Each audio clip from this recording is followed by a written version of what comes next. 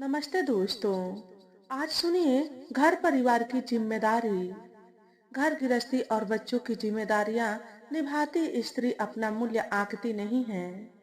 कनिका ने तो अपने अस्तित्व को जिंदगी भर दबाकर रख दिया था, लेकिन आज उसे एहसास हो रहा था कि अपने अधिकारों की लड़ाई खुद लड़नी होगी।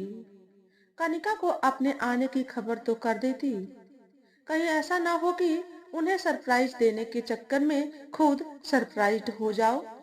मीनाक्षी का पति उसे समझाते हुए बोला, नहीं, मैं तो उसके चेहरे पर अचानक से मुझे देखकर आने वाली खुशी देखना चाहती हूँ।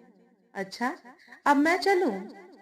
आप भी वहां पहुंचकर मुझे खबर कर देना और अपना ध्यान रखना। मीनाक्षी अपना बैग लेकर बाहर निकलते हुए बोली। मीनाक्षी का पति 2 दिनों के लिए ऑफिस टूर पर जा रहा था और उनके दोनों ही बच्चे बाहर रहकर पढ़ाई कर रहे थे। वैसे तो उसकी छोटी बहन उसके ही शहर में रहती थी, लेकिन मिलना जुलना कम ही हो पाता था। एक तो घर गृहस्थी का चक्कर, दूसरा कनिका के पति और सास को उसके मायके वालों का वहां आना कम ही पसंद था। 2 से 3 दिनों पहले जब मीनाक्षी की कनिका से बात हुई, तब कनिका की आवाज से लग रहा था कि कुछ सही नहीं है। मीनाक्षी ने मिलने आने के लिए कहा तो कनिका हंसते हुए बोली, अरे दीदी, घबराओ मत, मैं ठीक हूँ। हल्का फुल्का बुखार है, दवा ले ली है, शाम तक सही हो जाऊंगी। कल ही उसके पति ने ऑफिस टूर के बारे में बताया तो उसने कनिका से मिलने का प्रोग्राम बनाया। पता था कि उसके पति व सास को अच्छा नहीं लगेगा, लेकिन कनिका की खुशी के लिए वह उनकी बेरुखी सह लेगी। वैसे भी इस बार रक्षाबंधन पर भी कहाँ उससे मिलना हुआ था। उसने दोपहर तक कनिका का इंतजार किया, लेकिन वह देर शाम तक ही मायके पहुंची। तब तक वह वापस आ गई थी। कैब में बैठे बैठे मीनाक्षी अतीत के गलियारों में पहुंच गई। दोनों बहनों में 2 साल का ही अंतर था। बहनें कम, सहेलियां ज्यादा थी। वे दोनों पढ़ने लिखने में दोनों ही बहुत होशियार थी, लेकिन कनिका को पढ़ाई के साथ साथ सिलाई बुनाई का भी बड़ा शौक था। जहां उसकी शादी एक प्राइवेट बैंक मैनेजर से हुई, वहीं कनिका की शादी मनीष से हुई, जो सरकारी विभाग में यूडीसी के पद पर कार्यरत था। दोनों ही बहनों को घर बार अच्छा मिला। माँ पिताजी तो यह सोचकर बहुत खुश थे, लेकिन उनकी खुशी ज्यादा दिन टिक न सकी। कनिका का परिवार संयुक्त था, जिसमें सास ससुर, जेठ जेठानी, देवर और एक ननद थी।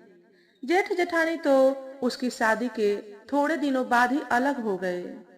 सारे परिवार के काम की जिम्मेदारी अब कनिका पर आ गई थी। इतना काम करने पर भी उसके पति, सास व ननद का व्यवहार उसके साथ अच्छा न था। उसकी सास छोटी छोटी बातों पर कलेश करती, वही पति भी लड़ने झगड़ने, गाली गलौज और यहाँ तक कि हाथ उठाने में भी गुरेज न करता। शुरू के 1 डेढ़ साल तो कनिका ने ससुराल की बातों पर पर्दा डाले रखा। इस बीच वह एक बेटी की माँ बन गई थी। वह तो अभी भी न बताती, लेकिन अब उसके पति व सास ने अति कर दी थी। कनिका के पिताजी भाई को जब यह बात पता चली तो वे वहां गए और इस बारे में बात की। तब उसके ससुर ने बीच बचाव करते हुए हाथ जोड़ समझौता करने के लिए कहा और वादा किया कि आगे से ऐसा नहीं होगा। बेटी की जिंदगी का सवाल था। शादीशुदा बेटी को घर पर बैठाना इतना आसान कहाँ, और वह भी एक बच्चे की माँ। इसी तरह 1 डेढ़ साल और निकल गया और कनिका की गोद में एक बेटी और आ गई। दूसरी बेटी होने के बाद सास व पति ने फिर से अपना वही रूप धर लिया। कनिका अपनी बेटियों की खातिर सब कुछ बर्दाश्त कर रही थी। कितनी ही बार माँ पिताजी ने इस रिश्ते को तोड़ उसे वापस लाने का प्रयास किया, लेकिन हर बार वह अपनी बेटियों के बारे में सोचकर आने से मना कर देती। दिन बीतते रहे। उसकी ननद व देवर की भी शादी हो गई और कनिका ने एक बेटे को जन्म दिया। सबने यही सोचा कि पोता व छोटी बहू आने से उसकी सास कनिका के प्रति नरम हो जाए, लेकिन ऐसा कुछ नहीं हुआ। और इसका सबसे बड़ा कारण कनिका का पति था। उसे परिवार में अपने भाई बहन सबकी फिक्र थी। केवल अपनी पत्नी को छोड़कर जब पति ही साथ न दे तो दूसरों से क्या उम्मीद। मीनाक्षी को आज भी याद है, जब गर्मी की छुट्टियों में वह मायके आई हुई थी तो एक दिन कनिका की ससुराल से किसी का फोन आया। सुनकर पिताजी व उसका भाई दौड़े गए। जाकर देखा तो उसके पति ने कनिका को इतनी बेरहमी से पीटा हुआ था कि वह लहूलुहान थी। उस पर भी उसकी सास अपने बेटे का पक्ष लेते हुए कनिका में ही कमियां निकाल रही थी। अब शायद कनिका की सहन शक्ति भी जवाब दे चुकी थी। वह भी इस बार बच्चों को छोड़ मायके आ गई, लेकिन अभी उसे आए 2 दिन भी न हुए थे कि उसने वापस अपने बच्चों के पास जाने के लिए रट लगा ली। सबने उसे कितना समझाया कि कुछ दिन यहीं रहो, तभी तुम्हारे ससुराल वालों को अक्ल आएगी। करने दो उन्हें घर का काम अकेले और पालने दो बच्चों को। तुम माँ हो तो वह भी तो उनका बाप है। पता तो चले कि बच्चे कैसे पाले जाते हैं और काम कैसे होता है। लेकिन कनिका ने किसी की ना सुनी। उसे बस अपने बच्चों की फिक्र थी और उनकी फिक्र में उसने खाना भी छोड़ दिया। बस एक ही रट लगा रखी थी कि मैं अपने बच्चों के बगैर नहीं रह सकती। मुझे यहाँ नहीं रहना, मुझे उनके पास ही जाना है। इसमें मेरे बच्चों की क्या गलती है। उसकी जीत के आगे किसी की न चली और आखिर में भैया उसे ससुराल छोड़ आए। कनिका की सास व पति ने कितनी बातें सुनाई थी उसके भाई को। बहन को 2 दिन ही रखना भारी पड़ गया और भी न जाने क्या क्या। उस दिन के बाद कनिका ने कभी भी अपने ऊपर होने वाले अत्याचारों के बारे में उन्हें नहीं बताया। साल में 1-2 बार ही वह मायके आती थी और वह भी अकेले। कैब के रुकने से मीनाक्षी की तंद्रा टूटी। ड्राइवर को पैसे दे वह नीचे उतरी और अगले ही पल वह कनिका के दरवाजे पर खड़ी थी। दरवाजा कनिका की बड़ी बेटी ने खोला। उसे यूं अचानक सामने देख कनिका की बड़ी बेटी के साथ साथ छोटी बेटी, जो सामने ही सोफे पर बैठी थी, एकदम से सकपका गई और फिर संभलते हुए उसे नमस्ते कर अंदर ले गई। मीनाक्षी को उनका व्यवहार कुछ अजीब लगा। अपनी बड़ी बहन को सामने देख कनिका भी एक बार तो हैरान रह गई। फिर खुश होते हुए बोली, मीनाक्षी तू? अरे तूने तो खबर भी नहीं दी आने की। कहते हुए वह उसके गले लग गई। खबर तो परायों को करते हैं, मैं तो अपनी हूँ और ऐसे अचानक न आती तो तेरे चेहरे की खुशी कैसे देख पाती। मीनाक्षी ने ध्यान से देखा। कनिका का चेहरा उतरा हुआ था।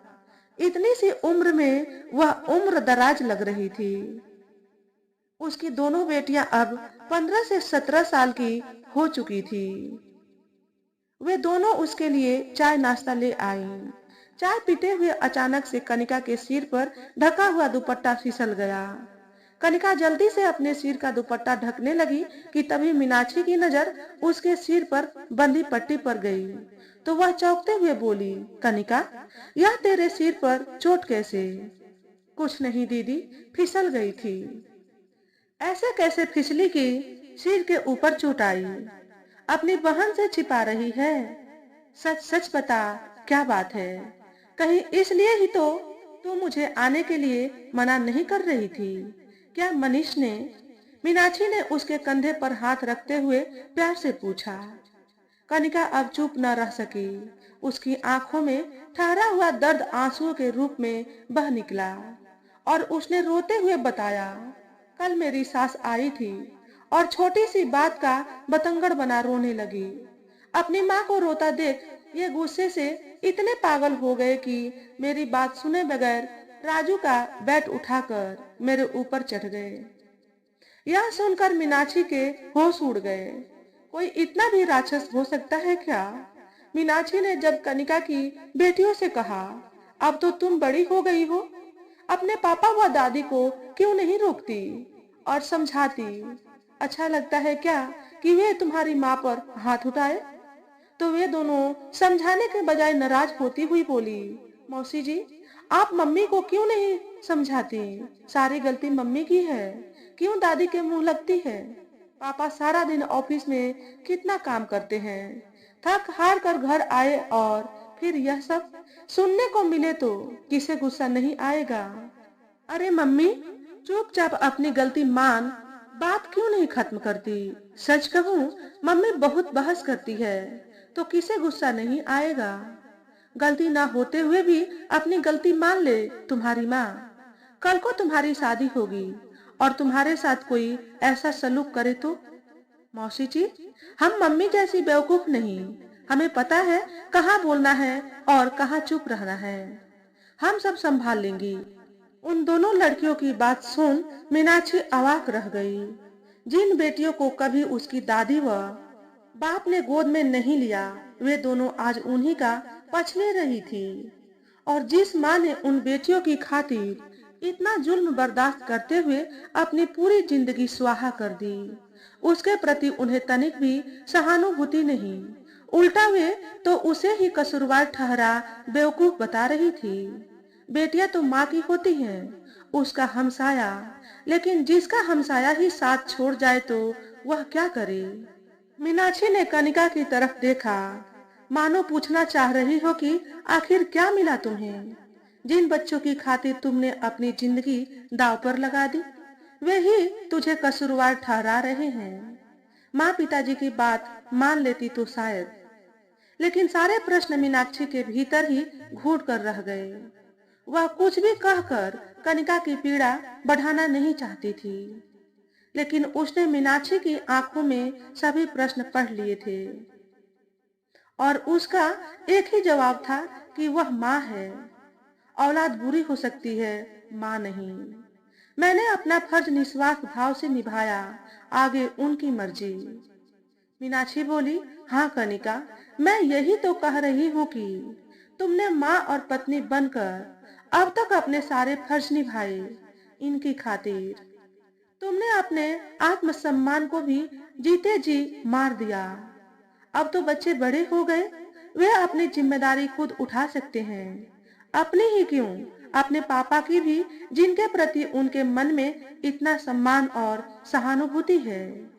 तेरी परवाह तो पहले भी इस घर में किसी को नहीं थी। सोचा था बच्चे तो तेरी कद्र करेंगे, लेकिन कहते हुए मीनाक्षी रुक गई। मेरी किस्मत में शायद यही लिखा था, और वैसे भी इस उम्र में कहाँ जाऊंगी मैं? कौन मुझे सहारा देगा? अब तो यही मेरा घर है। इतनी कट गई और कट जाएगी। कैसी बात कर रही है तू? इतनी लाचार कैसे हो सकती है? तुझे सहारे की जरूरत कब से पड़ने लगी? तू इस घर की नींव है और तेरे सहारे पर ही यह घर टिका है। यह इस घर में सबको पता है, लेकिन तेरा पति पुरुष दंभ में यह बात स्वीकार नहीं करता और बच्चे अपने स्वार्थवश, उन्हें लगता है माँ तो कुछ करती ही नहीं, उनकी जरूरतें तो उनके पापा ही पूरी करते हैं। यह सही भी तो है मीनाक्षी, मैं कौन सा कहीं कमाने जा रही हूँ? कनिका, हम औरतों की यही तो सबसे बड़ी कमी है कि हम खुद ही अपने आप को कमतर आंकती हैं। अपना पूरा जीवन बच्चों की परवरिश और घर को संवारने में निकाल देती हैं, लेकिन परिवार की नजरों में यह कोई काम नहीं। यह तो हमारा कर्तव्य था। उन्हें यह काम काम नहीं लगते, तो क्यों ना यह न लगने वाले काम कुछ दिन इनको सौंप दिए जाए, पता तो चले घर का काम कैसे होता है। दाल रोटी बनाने में कितना पसीना बहाना पड़ता है, लेकिन बच्चे ये सब कैसे करेंगे? और ये कहीं घर से निकाल दिया तो? मैं तो कमाती भी नहीं। कनिका, यह घर जितना तेरे पति का है, उतना तेरा भी। कोई तुझे घर से नहीं निकाल सकता। बच्चों की फिक्र कुछ दिन के लिए छोड़ दे और कमाती कैसे नहीं। अरे तेरे हाथ में तो इतना हुनर है, भूल गई क्या? तेरी सिलाई बुनाई की मोहल्ले वाले कितनी प्रशंसा करते थे। तुझे कपड़े सिलने के लिए दोगुने पैसे देने के लिए तैयार थे। कनिका, जितना तू दबेगी उतना ही तुझे सब दबाएंगे। और अब तो देख, तेरी चुप्पी का फायदा उठाकर बच्चे भी तुझसे जवान लड़ाने लगे हैं। यो मर मर कर कब तक जिएगी? अपने लिए तुझे पहले खुद ही आवाज उठानी पड़ेगी, तभी कोई दूसरा तेरा साथ देगा। याद है जब हम पढ़ते थे तो टीचर जी ने हमें क्या सबक सिखाया था कि एक बार अपने डर पर काबू पा लोगी तो फिर तुम्हें कोई नहीं डरा पाएगा। चीखने चिल्लाने वाला डरपोक होता है, एक बार उसका विरोध करके तो देखो। मीनाक्षी की बातें सुन कनिका कुछ नहीं बोली। मीनाक्षी की बातों ने उसके अंदर एक अंतर्द्वंद उत्पन्न कर दिया। मीनाक्षी के साथ वह हंस बोल रही थी, लेकिन भीतर ही भीतर आत्म मंथन भी कर रही थी। मीनाक्षी तो जाने से पहले उसके पति से मिलकर इस बारे में बात करना चाहती थी, लेकिन कनिका ने उसे समझा बुझाकर भेज दिया। उसे समझ आ गया था कि अपनी लड़ाई उसे खुद ही लड़नी है। उस दिन के बाद उसने घर की कुछ जिम्मेदारियां बच्चों पर डालनी शुरू कर दी। शुरू में तो बच्चों ने इसका विरोध किया और पति वह तो उसी तरह से गाली गलौज व मारपीट पर उतर आया। लेकिन पहले जहां कनिका झगड़ा शुरू होने से पहले ही घर की शांति के लिए अपनी हार मान लेती थी, इस बार उसने पुरजोर विरोध किया। इसकी उसके पति को अपेक्षा न थी। बच्चे भी हतप्रभ थे। कनिका की आंखों में विरोध देख उसका पति चीखता चिल्लाता अपने कमरे में चला गया। शुरू में तो सबको यही लगा कि कनिका एक दो दिन में ही फिर से घर का काम संभाल लेगी, लेकिन ऐसा कुछ नहीं हुआ। बरसों से कनिका ने जिस घर को बड़े जतन से संजो कर रखा था और जिस काम की किसी ने कभी कद्र न की, आज उस बिखरते से घर को देख सभी को अपनी गलती का एहसास हो रहा था। पति ने चीखना चिल्लाना बंद कर दिया था। बच्चों ने पासा पलटते देख कनिका की खुशामद करनी शुरू कर दी, लेकिन कनिका तो अब माँ से मैं तक के सफर पर चल पड़ी थी। हाँ, उसने पूरी तरह घर परिवार की जिम्मेदारियों से मुंह नहीं मोड़ा, लेकिन अब उसने घर परिवार की खातिर अपनी खुशियों का गला घोटना छोड़ दिया था। तो दोस्तों, आज के वीडियो में बस इतना ही। अगर हमारे द्वारा बताई गई कहानी थोड़ी सी भी अच्छी लगी हो तो वीडियो को लाइक और शेयर करें। चैनल पर पहली बार आए हो तो चैनल को सब्सक्राइब करके बेल नोटिफिकेशन को ऑल पर सेट कर लें, ताकि आपको ऐसे ही अच्छे अच्छे वीडियो देखने को मिले। हमेशा खुश रहें, हमेशा स्वस्थ रहें। वीडियो देखने के लिए आपका बहुत बहुत धन्यवाद।